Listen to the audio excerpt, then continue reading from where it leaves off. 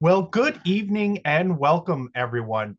I'm William Roca. I'm the Director of Programs here at Village Preservation. We're very excited to have you join us for this presentation of Becoming Fifth Avenue, a bicentennial celebration.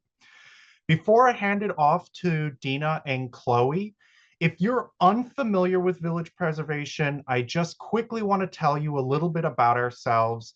We were founded back in 1980, and we work to document and celebrate and preserve the special architectural, historical, and cultural heritage of Greenwich Village, the East Village, and NoHo. We've secured landmark designation for more than, and that number should now be 1,300 buildings in our neighborhoods. And we host over 75 free programs like this throughout the year. Now, we are a member-based organization, and the work that we do really isn't possible without the support of folks like yourselves. If you're interested in learning more about the advocacy work that Village Preservation does and taking a peek at all our great programs, head over to villagepreservation.org. If you're already inspired to do so, and we hope that you are, go ahead and scan that QR code and consider becoming a member. Our membership gives you first dibs on registration to our programs, and we also offer a variety of member-only programs throughout the year as well. But also go to the website, check out some of the free resources we have available, one of which we'll be speaking about this evening. We have a series of virtual maps available, and you can learn about all the incredible structures and people that have lived in our neighborhoods. These resources are all free and available to use, whether you decide to become a member or not, but we very much would value your support. Now I'm going to just do some quick Zoom protocols. The chat is open and Q&A is open as well.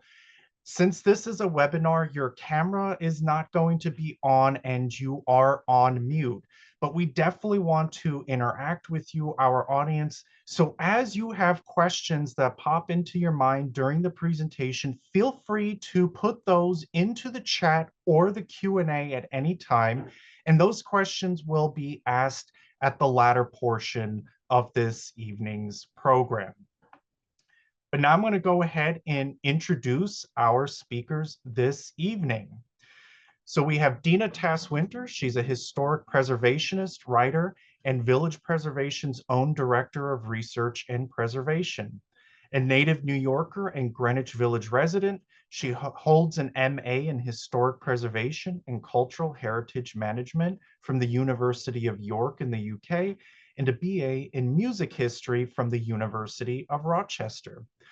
Chloe Gregoire is a Village Preservation's Research and Preservation Associate. Born and raised here in New York City, she has spent her life captivated by the city's buildings and their history. She holds a BA in Urban Studies and Classics from Hunter College. All right, Dina, I'm going to stop sharing. I'm handing it over to you. Thank you so much, William. I'm just going to share my screen and then we can get started. All right, so I assume everyone is seeing this screen just fine, and if there are any issues with the tech, I'm sure William will let me know. So welcome everyone to this program. As William said, my name is Dina Tass-Winter, and I'm the Director of Research and Preservation for Village Preservation. And I'm very excited to talk to you about Fifth Avenue, 200, now 201 years of history along the avenue. We celebrated the avenue's bicentennial in 2024, and the culmination of almost a year of research that I and Chloe, who you'll hear from in a little bit, and also David Herman, who's our communications manager and did a lot of the graphics and layout for the project.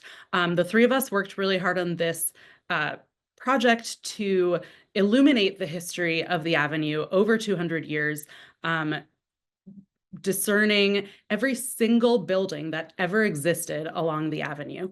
And that was no easy feat. It was a really in-depth project that, as I was saying, culminated in this map that we created, where you can kind of take a virtual tour of the avenue from Washington Square North to 14th Street. So the Greenwich Village section of Fifth Avenue, which also happens to be the very first section that was laid out, and I'll explain that a little bit more in a moment.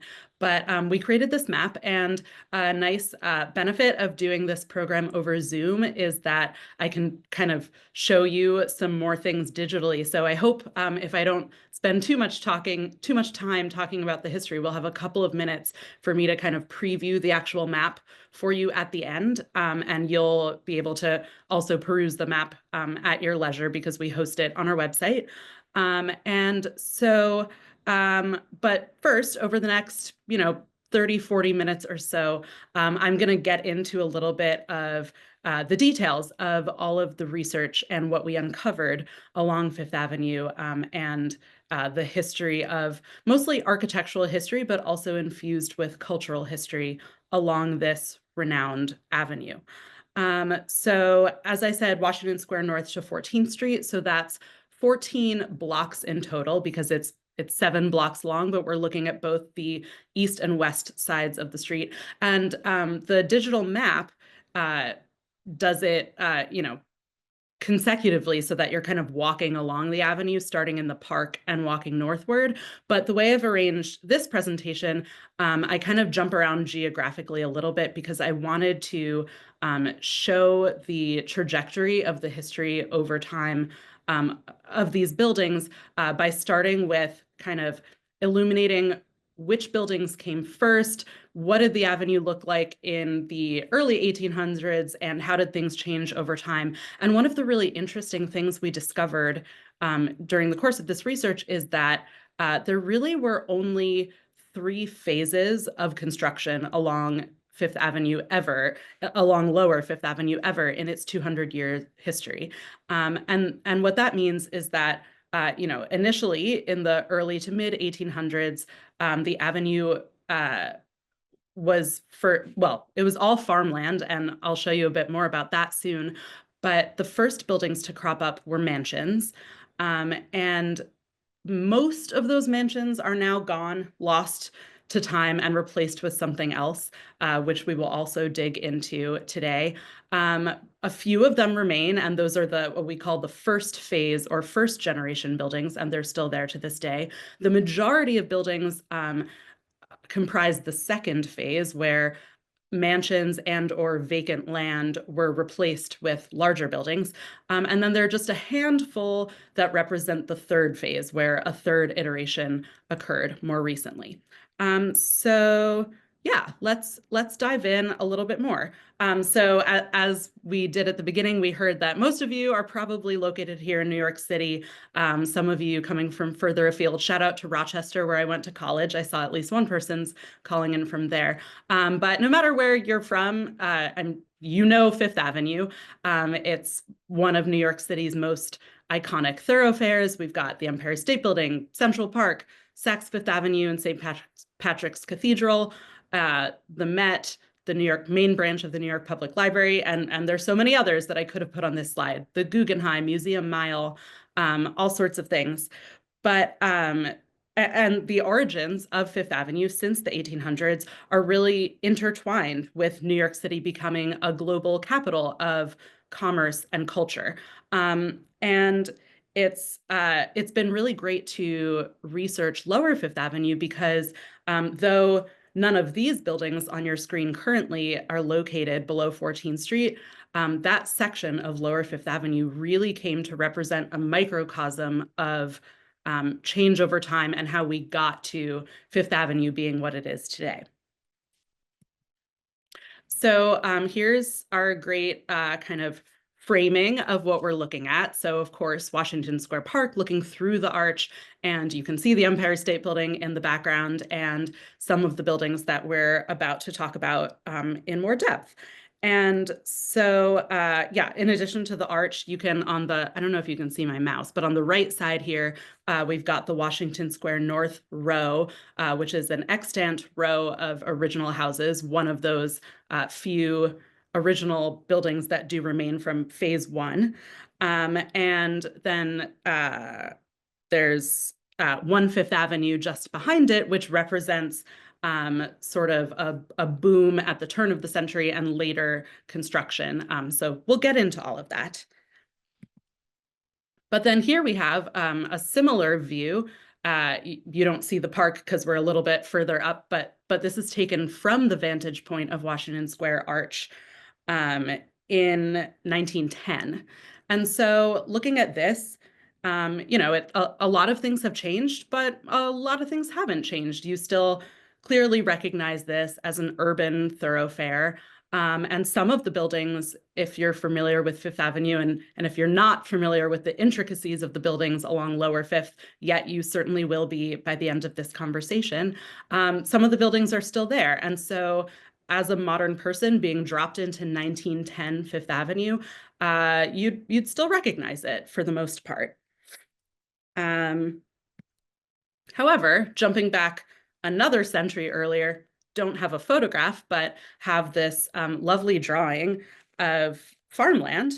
And so as difficult as it may be to imagine now, in the 1820s, before Fifth Avenue was formally laid out, when the city was just establishing that this would become an avenue extending all the way up into Harlem, it was nothing more than a country road when it first came into being. And even before it was an avenue, it was farmland, and there were a handful of families, the Lennoxes, the Brevorts, and you'll hear more about them later.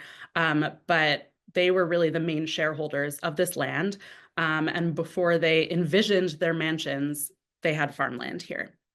The majority of the island of Manhattan was still farmland in the early 1800s, and Native American trails and country lanes were really the only way of traversing the landscape. What we think of as the city was, for the most part at this time, down by Wall Street and below Washington Square Park, though people were slowly starting to move north, in part to get away from various diseases and issues of living in a lower city that was very crowded and not so sanitary. But this is Spingler Farm at Fifth Avenue and 14th Street, possibly the most different it could be from 14th Street and Fifth Avenue today. And this was painted circa 1848. So if you think about that date, that was a couple of decades into Fifth Avenue, quote unquote, existing, but much of the avenue still had not yet been developed, and we'll get into all of that. And so as we all know, the full extent of Fifth Avenue today bisects Manhattan all the way from Washington Square North up to 143rd Street in Harlem. And the Commissioner's Plan of 1811, which laid out this rectangular grid for Manhattan formally for the first time, included the very first mention of Fifth Avenue, just a few years before it was established. But it took time for the avenue to develop and to become what we think of it as today. So the avenue was formally approved in several phases, and on September 27th, 1824, the City Council voted to approve the creation of the avenue and announced that the first stretch would open on November 1st, 1824. So that's that bicentennial anniversary that we were celebrating in November. The rest of the avenue was realized in non-consecutive segments. So they jumped around a bit, in part because they had to acquire land from different farms and things like that. And so this particular map here ends at East 35th Street, and the map is from 1849. So you can see how the section highlighted in yellow, which is the area we're talking about tonight, was pretty well developed by 1849, 1850. And even a little bit north of that, you can see outlines of buildings. But as you go further and further north, it becomes more sparse. So some of those segments really hadn't been built out yet at all, even by the mid 1800s. So as I was mentioning these different phases, of the nearly 40 buildings that stand today on Lower Fifth Avenue, remarkably 9 of them still remain as the first and only buildings to ever be constructed along Lower Fifth Avenue, and another 24 of those are only the second phase. So let's dig in and start to look at some of these buildings. I wanted to start out, as I mentioned, the map itself goes in a geographically linear fashion, but I wanted to go in more of a in order of time fashion for my discussion with you all tonight, because I think it's really interesting to see some of the buildings that are no longer with us. And this was some of the really great in-depth research that my colleague Chloe did a lot of work on, and she's going to talk to you a little bit later about how she sourced some of this information. But it's really quite challenging sometimes in the New York City archival materials to find information about buildings that were demolished in the 1800s, because a lot of the records for demolished buildings were then destroyed because the city said, we don't need to know about buildings that don't exist anymore, which is so, foolish sounding to me and unfortunate as a researcher and somebody who is interested in the history of the city. But that was their short-sightedness. But anyway, so we looked through all these different archives, the New York Public Library and many others. Like I said, Chloe will give you a taste of that later. But I just wanted to run through some of the photographs that we found of buildings, these original mansions that are no longer extant. So that's what we're going to start with here. So here we are on the west side of Fifth Avenue between 9th and 10th Street. And I will also note that some of these slides have little paragraphs of text. And that text, I'll refer to it in some cases, but these are excerpts also from our map. So it gives you a little bit more of the granular detail of the information about each building. There's tons of content about the architectural styles of the buildings and exactly when they were constructed and by whom. And so I really encourage you to take more of a look at that later. And I'm also happy to answer any specific questions at the end of this.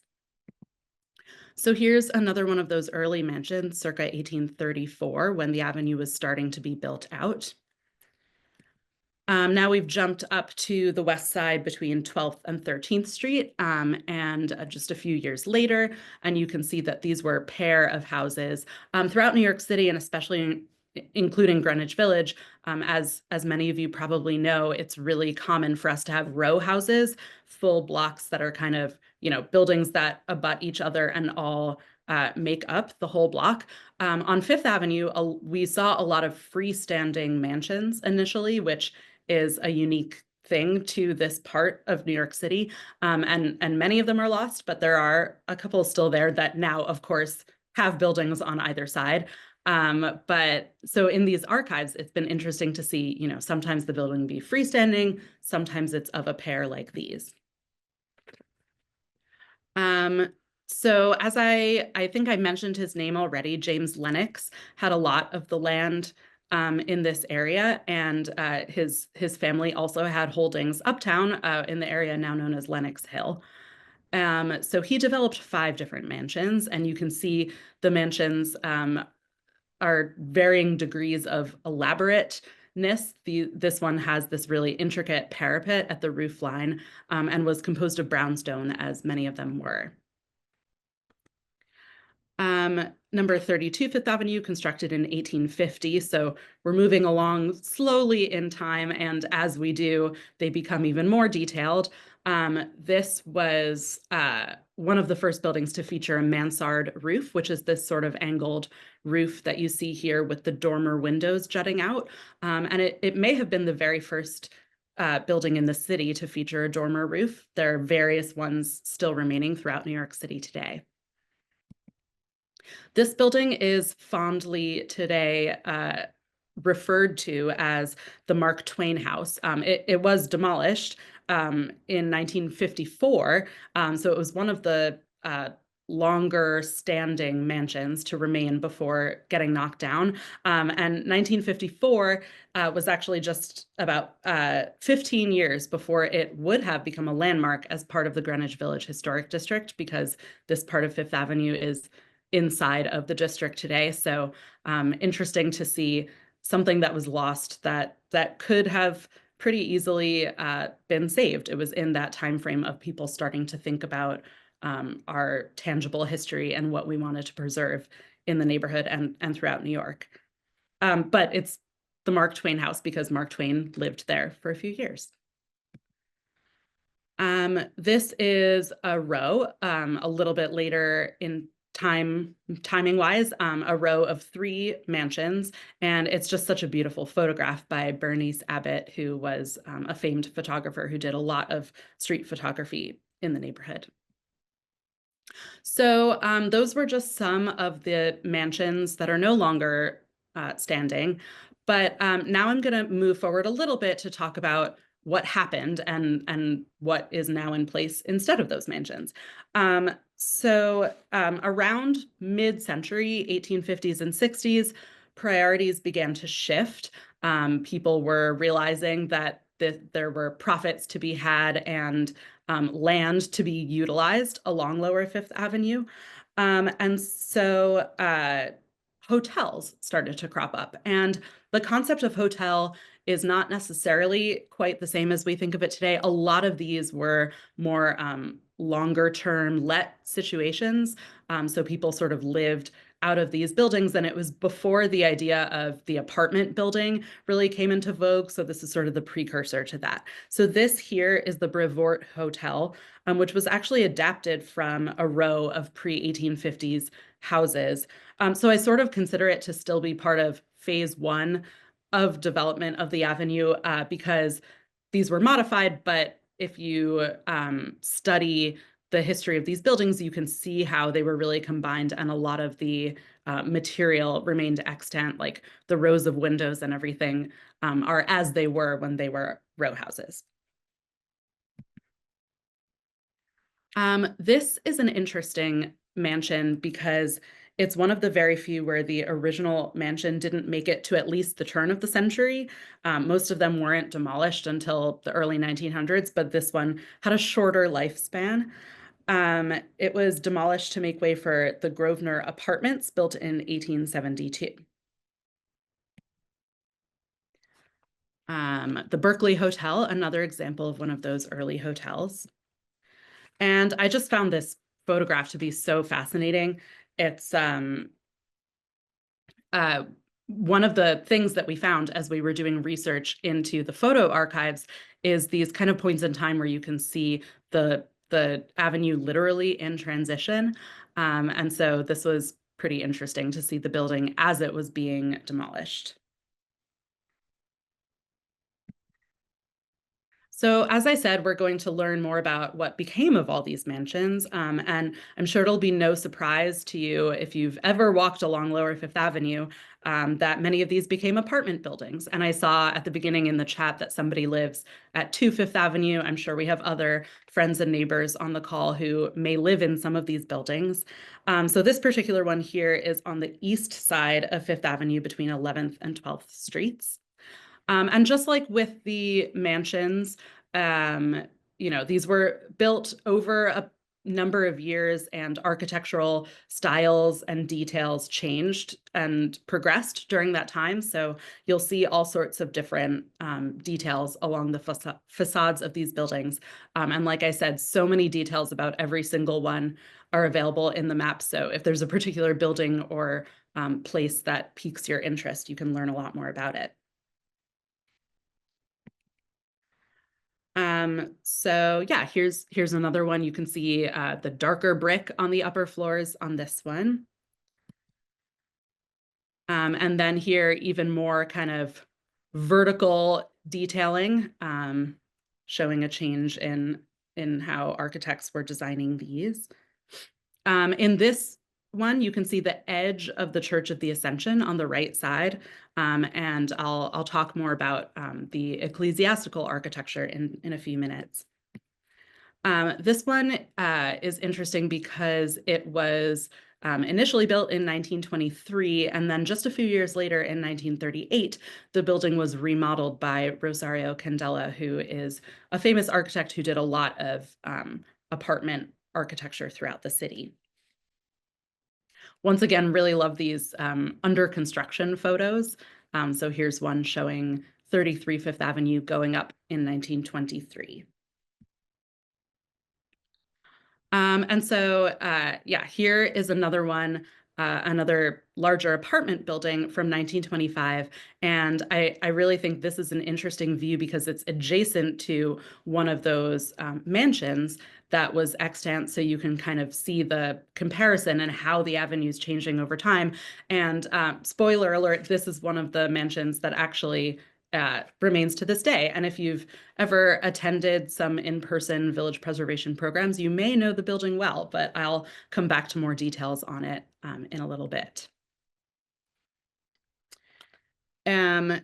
This is the building that replaced the first iteration of the Hotel Grosvenor that I believe I mentioned it a few minutes ago. It's in one of those slides of the hotels.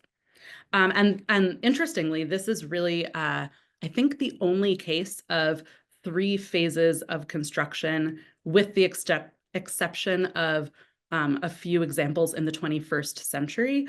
This is really the only place where there were 3 different buildings prior to the 21st century, because there was a smaller freestanding mansion first. And like I said, it was demolished earlier than most of the other mansions in the 1870s, rather than in the 20th century to make way for the Hotel Grosvenor. And one of the larger apartment buildings, 24 Fifth Avenue, which actually also started out as a hotel and later was converted to co-op apartments. And then 1 Fifth Avenue, this is sort of our crowning glory of apartment architecture along Lower Fifth Avenue. It has these setbacks that are pretty unique to this avenue. And it continues to define the skyline of Greenwich Village today. And then this one here is, as you can see, later construction, 1953. And so it has this more mid-century design that really is quite different from a lot of the other 1910s and 20s buildings along the avenue. And a fun fact here is that Buddy Holly briefly lived in the Brevoort and recorded some music there just before his death. And so the question that maybe has come to some of your minds is, why do all of these phase 2 early 1900s apartment buildings still exist? Why haven't they subsequently been replaced by even more modern structures in recent time? And the reason, a big reason for that, is in my sort of rudimentary graphic here, but I think it illustrates my point. The red line shows the Greenwich Village Historic District. As I said, much of the avenue of Lower Fifth Avenue, basically until 12th Street on the west side of the street, and halfway between 11th and 12th on the east side, is within the Greenwich Village Historic District. And so that district was designated in 1969, one of the earliest districts to be designated in New York City. And so these buildings enjoy the protections that that affords. I will say it doesn't mean that a building can never be demolished or something totally different can never come into place. And Fifth Avenue also represents that story, and we'll get to that in a little bit. And then in blue, I just wanted to show you all, for those of you who don't know all that much about village preservation yet, though I know you all become members. We have, for a few years now, been advocating for a proposed south of Union Square historic district. And the majority of the remaining blocks of Lower Fifth Avenue are within that proposed district, which has many layers of cultural history. You'll see here, there's this one cutout between 13th and 14th on the east side that's not part of our proposal, and you will soon understand why.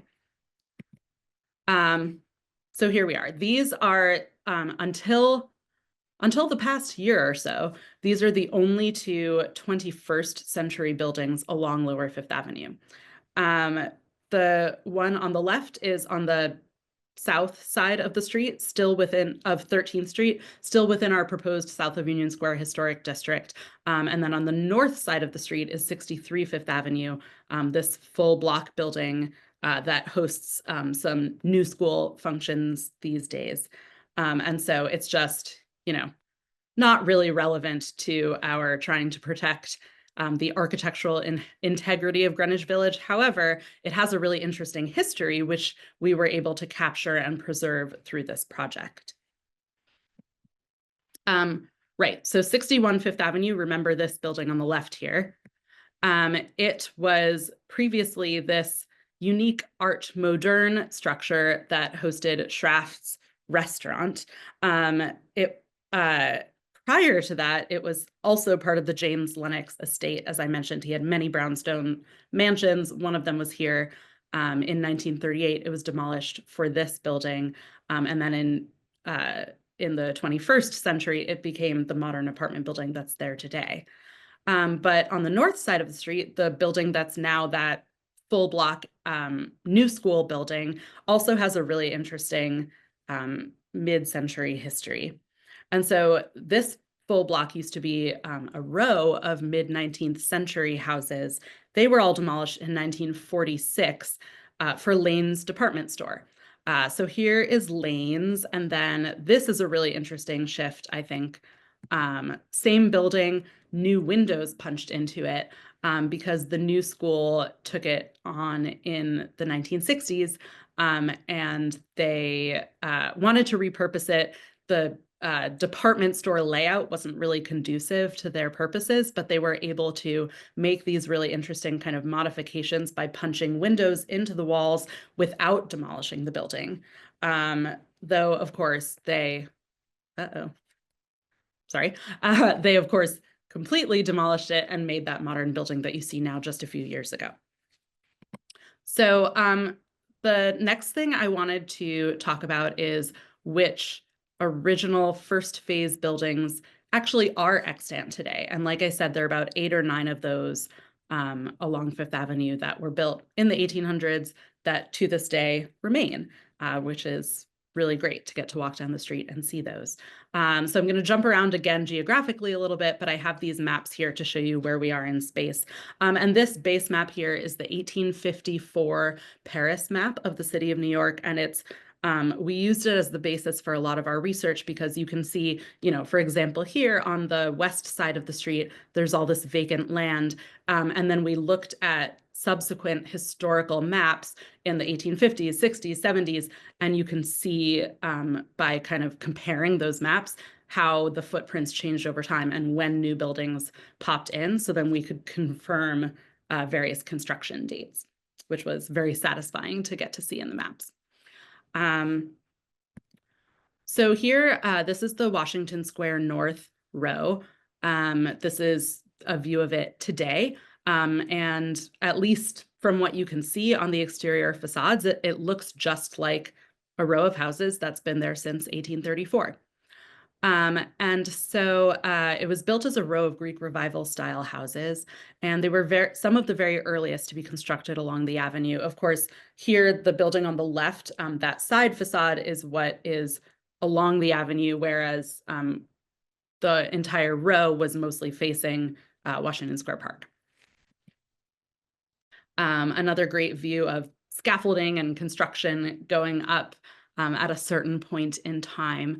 In 1939, so the row remained as it was for a century, and then in 1939, the architecture firm Scott and Prescott was hired to develop a modern apartment building complex, but they did this really creative thing for its day and maybe even for today as well, where they chose to retain the original buildings, alter and realign the interiors to create an apartment building and build an extension behind it that would be more of the apartments, but that the row itself remained in place. So you can see that in progress in this image. And here is the entrance along Fifth Avenue. And then we've got one Fifth Avenue in the background here, but in the foreground are those buildings. And they did some slight alterations. The top floor was increased in height so that they could get some more light and air into those top floor windows. But the facades, other than that, really have barely changed. And so it remains as a grand row facing the park, and it's a really, they're owned by NYU now, but it's a really kind of beautiful example of adaptive reuse and preservation and new housing, all going hand in hand while retaining the integrity of the historic buildings. Then I wanted to share this view, which shows those buildings as seen through the Washington Square Arch from 1900. And then in the next view, it's the same angle, but you see how 1 Fifth Avenue really kind of overtook the sightlines there. But other than 1 Fifth Avenue, little has changed from this particular view since the 1800s. And though nearly a century has passed, this 1930 photograph is pretty similar to what you would see today if you're standing in that exact point in the park. So jumping around next, we're up here 1838 to 1840. This building was one of a row of houses, but it's the only one that's still standing of this row. But here you can see the full row. It was, so you can see here by the 1940s on either side, taller buildings, but this little holdout here is still here. It was later converted from residential to commercial use, following trends that were happening along the avenue, especially as we got further north and closer to Union Square. There was a lot of commercial activity happening, and this became part of that, but the facade remained. Adjacent to it, I just wanted to point out, this is not one of the original buildings. It's a second phase structure, but Village Preservation led the charge to get 75th Avenue, this corner building here, landmarked, in which we achieved in 2021. And it was the national office of the NAACP for a time, and numerous other peace groups and social reform organizations took place in that building. So it's really culturally significant to the neighborhood. And this portion of Fifth Avenue also hosted Macmillan's and Forbes and other publishers, and OK and Columbia Records. So there was a lot of significant cultural activity happening here. So like I promised, we're going to talk for a moment about the ecclesiastical architecture of Lower Fifth Avenue. And there are two churches that are part of the first phase of development of the avenue that are extant to this day. And there's actually a third church just a couple blocks over on Broadway, Grace Church, that was constructed at around the same time. And all three of these churches, the congregants, many of them lived along Fifth Avenue. So they wanted to have their places of worship nearby. So these, I believe all of them, maybe not Grace, but the other two certainly were smaller churches that came from further lower Manhattan, the original kind of origins of the city. But then they wanted to establish their presence on Fifth Avenue as it was becoming more and more popular and more of their congregants moved to the area. So this is the Church of the Ascension, 1840 to 1841. And just beautiful Gothic architecture that remains. And then one block to the north, we've got First Presbyterian Church. While we're here, quick shout out to our program tomorrow that we're actually hosting at the First Presbyterian Church. And it's called Acknowledging NYC History of Slavery, Exploring Church Archives. So that'll be another really interesting conversation about how archival research can inform our understanding of the city.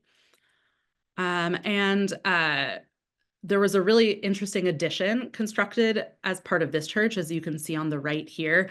The church house from 1958, so more than a century after the Gothic Revival Church had been built. But you can see that the architects of the 1958 edition referenced a lot of the details of the Gothic architecture in these kind of traceries, horizontal bands, and then in the coloring. And so even though it's clearly a mid-century building, it references the architecture of the original building. I just wanted to show you between the two churches was this lovely row of houses that each had their own mansard roofs and different details, but Sadly, all of those are lost now and became this apartment building. Yet another example of that kind of trajectory for the architecture of the avenue. So now we're headed back a little bit south, and from 1849 to 1850, only the southernmost building of this row of four remains, but it's kind of both an interesting and a little bit of a sad story that village preservation has been very involved in. So you can see here, originally there were four houses here that were all, if not identical, at least of the same height and of similar design. The earliest photograph that we could find that shows 10 Fifth Avenue on the corner shows that 12 Fifth Avenue was already altered, raised in height, and became more of a larger apartment building. And actually, that's pretty much how it looks today. But 10 Fifth Avenue in the corner is what we're focusing on right now because that's an original building that still remains, whereas the other ones have been quite altered. This is just some more detail showing what that original row would have looked like. And then you can see, so 10 is out of view to the left here. 12 is that one that was altered. And then 14 and 16 is this kind of paired facade that was also pared down, for lack of a better word. You can see most of its details were shaved. And so because of that, now refer back to how all of this is still within the Greenwich Village Historic District. So, any significant changes to any of these buildings need to go through the Landmarks Preservation Commission and face getting approval that way. These two buildings, though Village Preservation advocated for their preservation as part of that original row, the Landmarks Preservation Commission, the LPC, just a few years ago agreed to allow them to be demolished for a new apartment building to come in. In a certain way, it's kind of an interesting reflection on how that is part of Fifth Avenue's history, that these buildings would get knocked down for new, larger apartment buildings. So you can see here, this is the designation photo from LPC that shows that these buildings 14 and 16 were kind of not in the best shape, but it does show the corner of 10, which still stands on the left. So this is the rendering of what ended up being approved by LPC and Village Preservation. It was actually originally proposed to be much taller, and Village Preservation did at least kind of win our argument in stating that if a new apartment building is to come here, it should be contextual with the other apartment buildings and the other buildings along the avenue. And then this is a hot off the presses photo shoot. I took these photographs just a couple of weeks ago. You can see if you're familiar with, walking down this part of the avenue, even just 6 months ago, it would have looked nothing like this. They really worked quickly to build this apartment building, and you can see that they've almost topped out at this point, and they've even installed the windows and the facade and all that. So expect it to be complete pretty soon. So then across the street and across from the church, we have another extant building here, slightly later, 1852. And this is one that I told you to keep in mind earlier if you have attended any of our programs at the Salmagundi Club. That is this building. It used to be part of a bigger row, but all the others were demolished, and just the Salmagundi Club building remains. And it was originally the Erod Hawley House, but it was purchased by Salmagundi Club in 1917, and they've taken wonderful care of the building. I think I have a photograph here that shows, how this building also was somewhat stripped of a lot of its details in the interim, but that more recently, the Salmagundi Club has done a lot of restoration work, and so the facade has regained a lot of those original details. And this is just it's the designation photograph from LPC that shows how the Salmagundi Club is here and just these giant apartment buildings that overtook it on either side. And that's, by the way, the edge of the historic district on the east side of the street. So then I think this is the final building that I wanted to show you, or pair of buildings from the originals that remain. And so these were also built as purely residential buildings, but later were infused with that commercial layer, and their ground floors became storefronts. And you can see them here, and then in the corner, that Art Moderne Shafts restaurant building. And so here, if you can imagine, all the way on the left side of the photograph, those row houses were the ones that were subsequently demolished for the department store building, and then for that very large glassy new school building that's there today. Here you can see them demolishing the building as part of the row that would become that Schraff's restaurant, whereas the two buildings next to it still remain to this day. And I don't know, I particularly love how unique that Schraff's building that also had some other restaurants in it over time. I just thought it's such an interesting building that lasted until 2009. So yeah, I wanted to land on that. But now, for a few minutes, Chloe Gregoire, our research associate, is going to talk us through how we found some of these photographs and original information. And then when she's done, I'll pop back on for a moment to conclude before we get to our questions time. Hi, everybody. So today I'll be doing an overview of how we found some of the photos that are included in the presentation. So let's get started. One of the resources that we used was called Old Buildings of New York City, and it was published in 1907 by Brentano's, a bookstore chain, and we accessed this via the Library of Congress.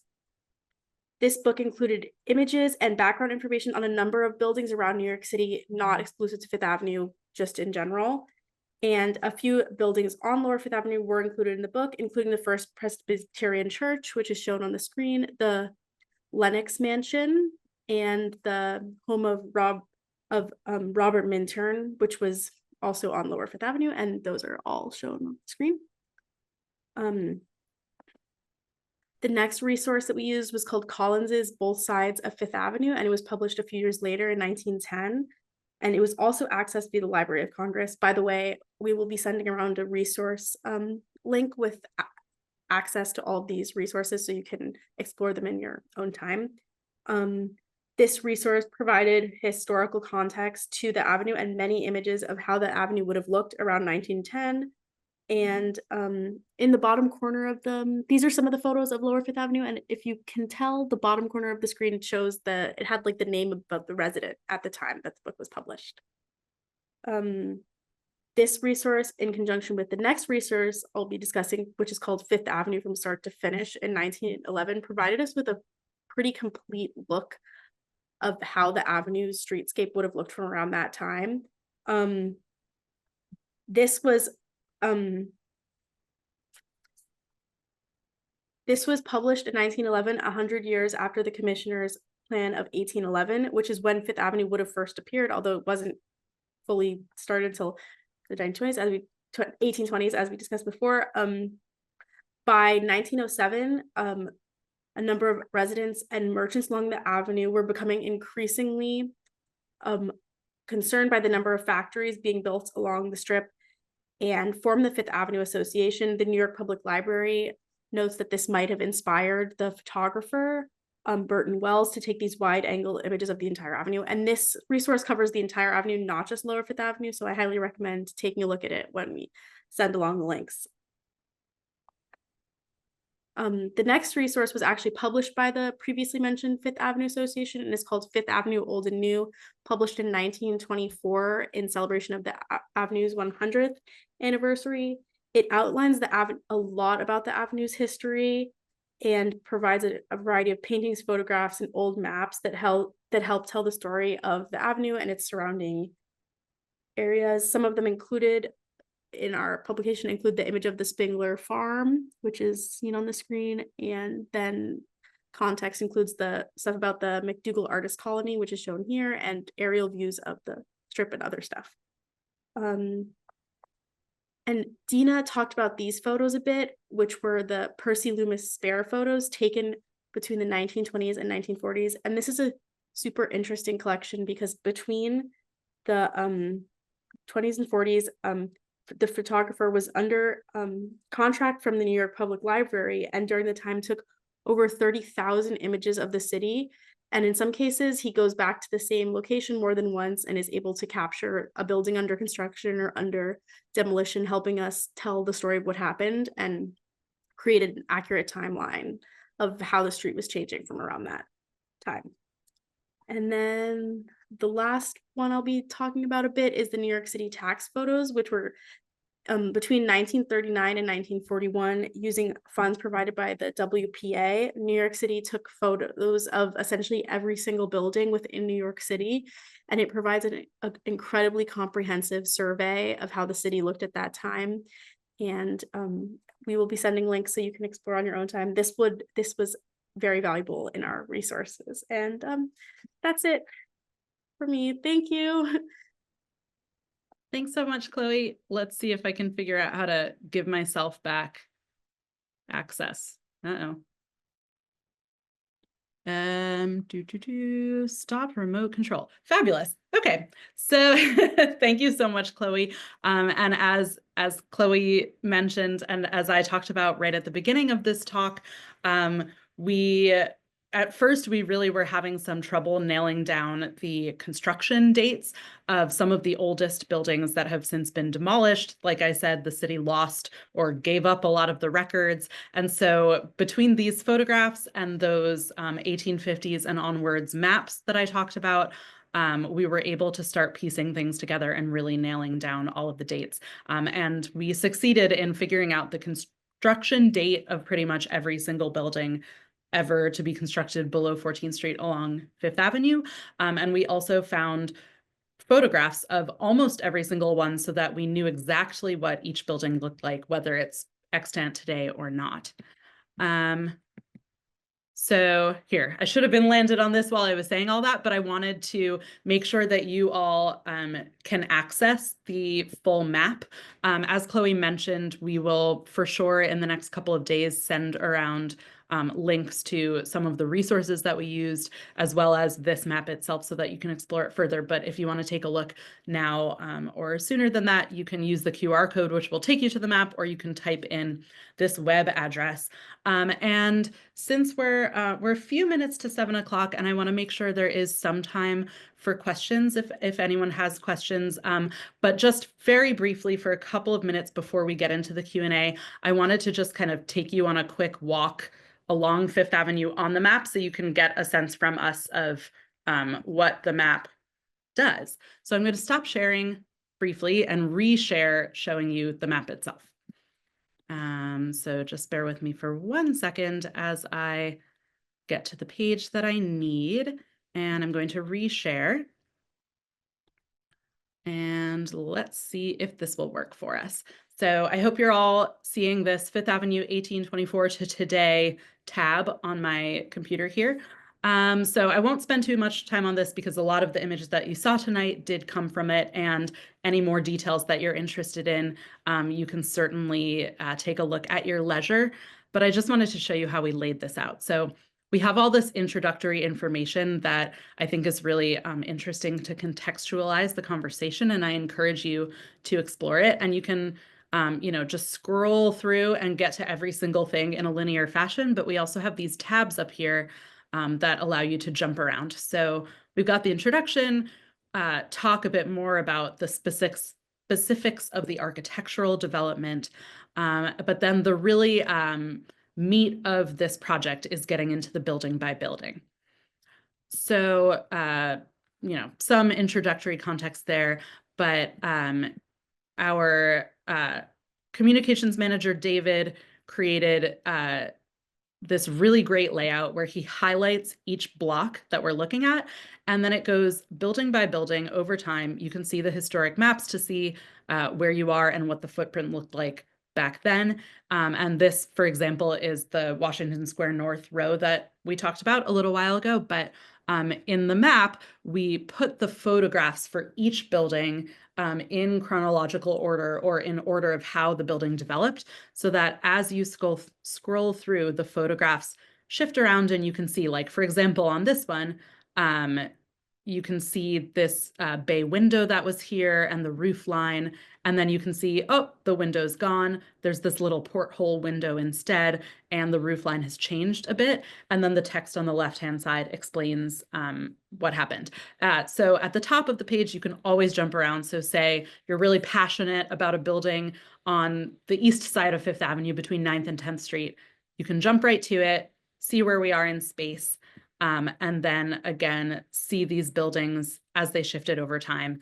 So this is one of the many examples that we have where it was a pre-1850s mansion, part of a row that later was knocked down, several row houses knocked down and then combined, as you can see on the map here, the larger footprint, the larger building on the right, and you can see how things changed. So you can do that for every block between Washington Square North and 14th Street.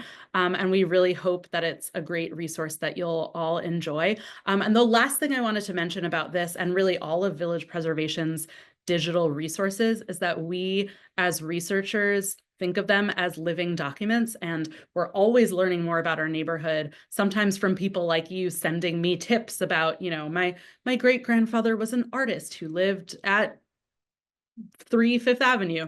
And then I learned that and can add it into our resources and to our various maps. So I encourage you to take a look now and again and kind of see how the knowledge that we have continues to grow.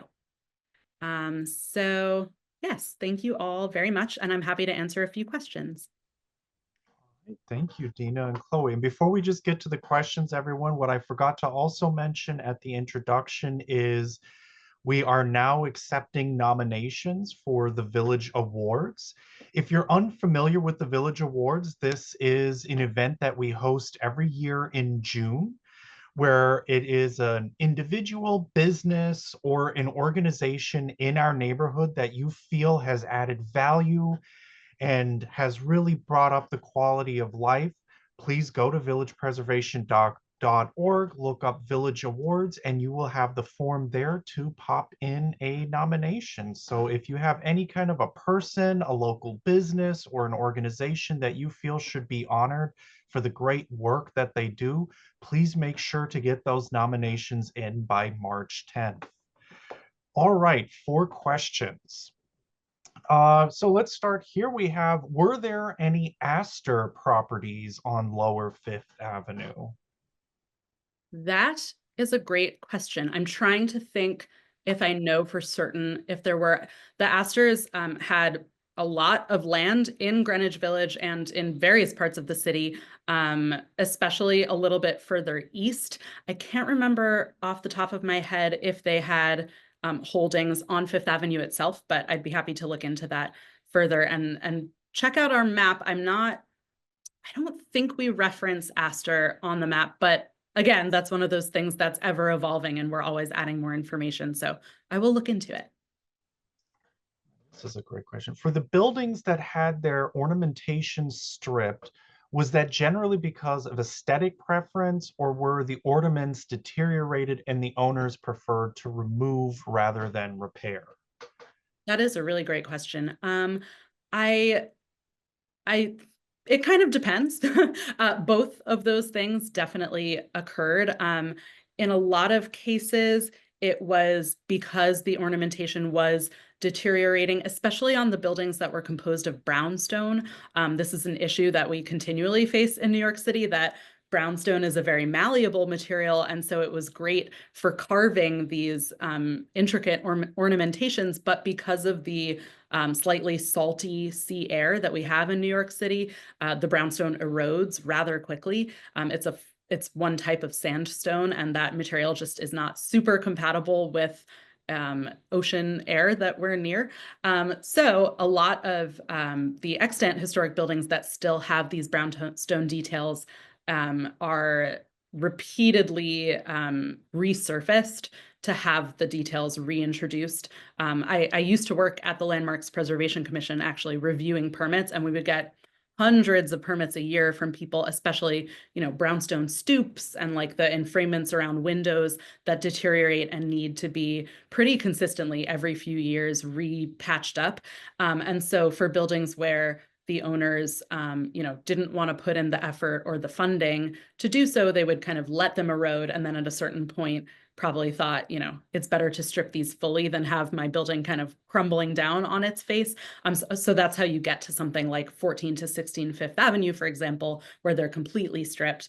And then on the flip side, a place like the Salmagundi Club, where it was stripped, but then they came into ownership who really cared about the historic integrity of the building. So they built it back up and are now maintaining those original details. That's fascinating. What would you say is the most unique find that you came across in your research? I'll answer this, and Chloe, if you have any thoughts, feel free to contribute too.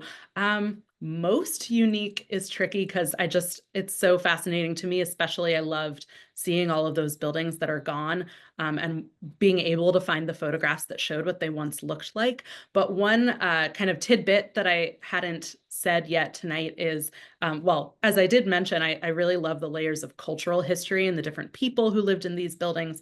And there's one building, I believe I'm getting the address correct, 65th Avenue, closer to 14th Street, that is said to be one of the first buildings that Thomas Edison ever fully lit purely with electricity rather than candlelight.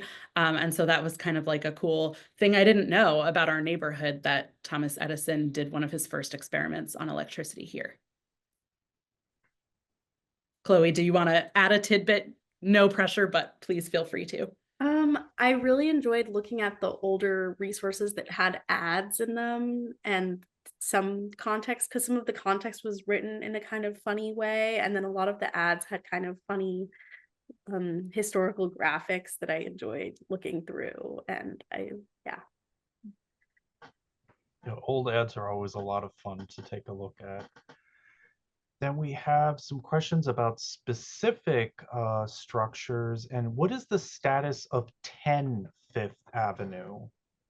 Yeah, so many of you on this call may know some of the history of that. So this is related to that row where 14 and 16 were demolished via an approval by the Landmarks Preservation Commission just a few years ago to construct that new tall apartment building that I showed you some very recent photographs of.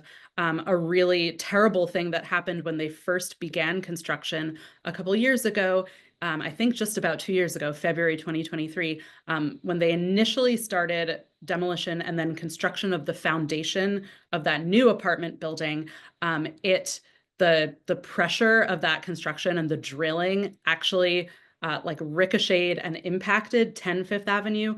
And so very unfortunately, 10 Fifth Avenue received an evacuation order. And it's been almost just about 2 years now. And to this, as of today, it still has a vacate order on it for 10. And it's a really horrible situation because it's a mix of rent stabilized and not apartment units that people live in at 10 Fifth Avenue, and they haven't been able to return to their homes for 2 years now. And Village Preservation has been very actively fighting. Myself and Andrew Berman, our executive director, are in pretty constant communication with the Landmarks Preservation Commission and the Department of Buildings. We've been told that renovations and restoration is almost complete at 10 Fifth. The exterior work, because like another way that brownstone can deteriorate is if with blunt force. And so some cracks came into the facade. So they were doing those aesthetic repairs in compliance with landmarks regulations, but they were also having to do a lot of interior structural repairs to make sure the building was safe for people to return into their homes. So as of yet, nobody's allowed to go back in, but we're really, really hoping it'll be very soon, and we keep pushing the city on that. We'll have a couple more questions and then we'll wrap up. We have here, what phase is the building on the northeast corner of 11th Street and 5th Ave? Very, very exact. Okay, let me see. I have the map open. 11th Street and 5th Ave, northeast. Let's see, this is like a brain teaser right now. I'm trying to, well, I don't know if the person who asked this can speak right now, but if it's an apartment building, which I think it is, it's in the second phase. So there were a row of houses that were demolished And in probably the 1920s, but don't quote me on that exact timing, an apartment building came in. However, if I'm totally wrong, I sincerely apologize. But if you look at the map, it's definitely 100% in there. I just couldn't scroll to it quickly enough to tell you with certainty now, but please look at our map afterward and you'll find that very building and see exactly what happened there. Right, and then we'll have this as our last question. When did local law 11 for facades commence? Okay, so I don't know the exact answer to that, but I can give all of you a tiny bit of context on local law 11, just if you're curious what that means. My educated guess is that it came into play in the early 1900s, but please look it up and don't quote me on that or hold me to it.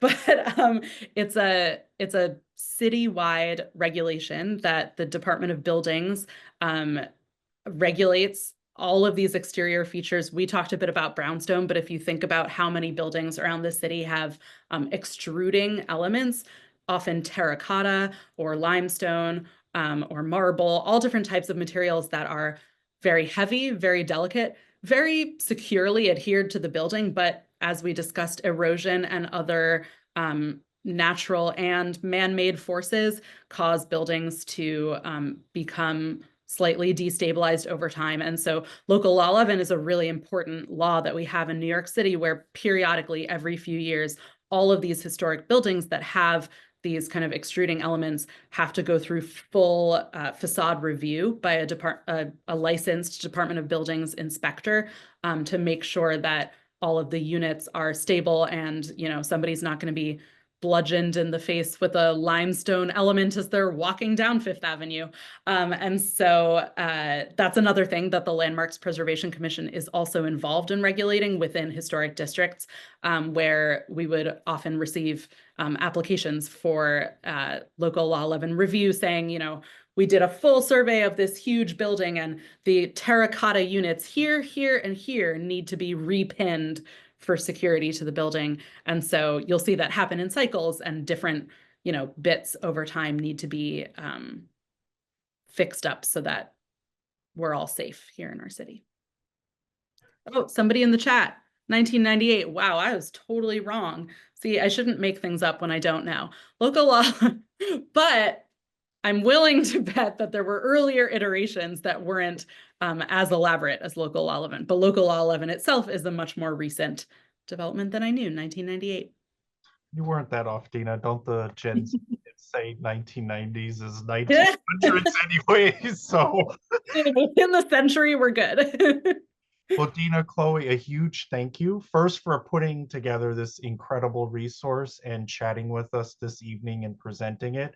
For you folks in the audience, go out there, take advantage of it, explore that map, take advantage of all the great work that Dina, Chloe, and David have done.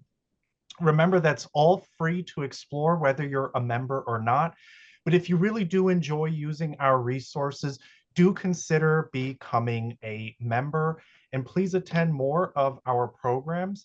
And again, if there is an individual, an organization, or a local business that you really think should be recognized for the great work and energy that they bring to our neighborhoods, please make sure to submit a nomination for this year's Village Awards.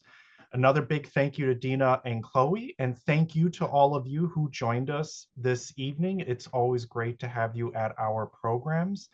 But now I wish you all a good evening. Stay warm out there, everyone. Take care. Thank you so much, everyone.